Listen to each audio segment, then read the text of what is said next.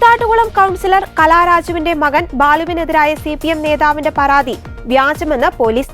Thirumarady local committee അംഗം സിബി പൗലോസാണ് കലാരാജുവിന്റെ മകൻ ബാലുവും സുഹൃത്തുക്കളും ചേർന്ന് ആക്രമിച്ചെന്ന് പരാതി നൽകിയത്. പരാതി വ്യാജമെന്ന് കണ്ടെത്തിയതിനെ തുടർന്ന് കേസ് എഴുതിത്തള്ളുമെന്ന് പോലീസ് വ്യക്തമാക്കി.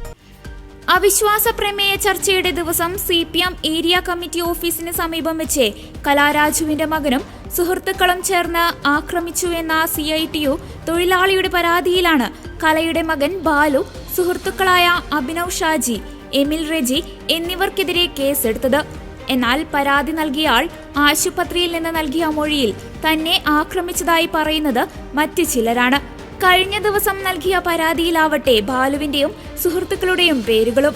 ഉടൻ തന്നെ കേസെടുത്തെങ്കിലും പിന്നീട് പരിശോധിച്ചപ്പോഴാണ് മൊഴികളിലെ വൈരുദ്ധ്യം ബോധ്യപ്പെടുന്നത്. ഇതോടെ കേസ് നിലനിൽക്കില്ലെന്ന് ബോധ്യപ്പെട്ട പോലീസ് പിൻവലിക്കാൻ തീരുമാനിക്കുകയായിരുന്നു. തനിക്കും മകനുമെതിരായ ഗൂഢാലോചനയുടെ ഫലമായാണ് ഈ സംഭവമെന്ന് കലാരാജു പ്രതികരിച്ചു. സംഭവം നടന്നു എന്ന് പറയുന്ന ദിവസം മകൻ എറണാകുളത്തായിരുന്നുവെന്നും തെളിയിക്കാൻ സാധിക്കുമെന്നും അവർ പറഞ്ഞു. ആക്രമണം നടന്നു എന്ന് പറയുന്ന സമയത്ത് താൻ എറണാകുളത്തായിരുന്നുവെന്നും ഉച്ചയ്ക്ക് 1:30 പോലീസ് സ്റ്റേഷനിൽ എത്തിയതെന്നും ബാലുവും വ്യക്തമാക്കിയിരുന്നു. പോലീസ് സ്റ്റേഷനിൽ നിന്നും മറ്റെവിടേക്കും പോയിട്ടില്ല. പോലീസ് വാഹനത്തിലാണ് അമ്മയുടെ അടുത്ത് ആശുപത്രിയിൽ എത്തിച്ചത്. തന്റെ കുടുംബത്തോട് CPM പ്രതികാര നടപടി ആരംഭിച്ചു എന്നതിന് തെളിവാണിത്. ഇതിൽ ഭയമുണ്ടെന്നും ബാലു പറഞ്ഞു. CPM ടിക്കറ്റിൽ മത്സരിച്ച് കൗൺസിലറായ കലാരാജു കൂറുമാറാൻ ശ്രമിച്ചു എന്ന പേരിൽ പാർട്ടിക്കാർ തട്ടിക്കൊണ്ടുപോവുകയായിരുന്നു.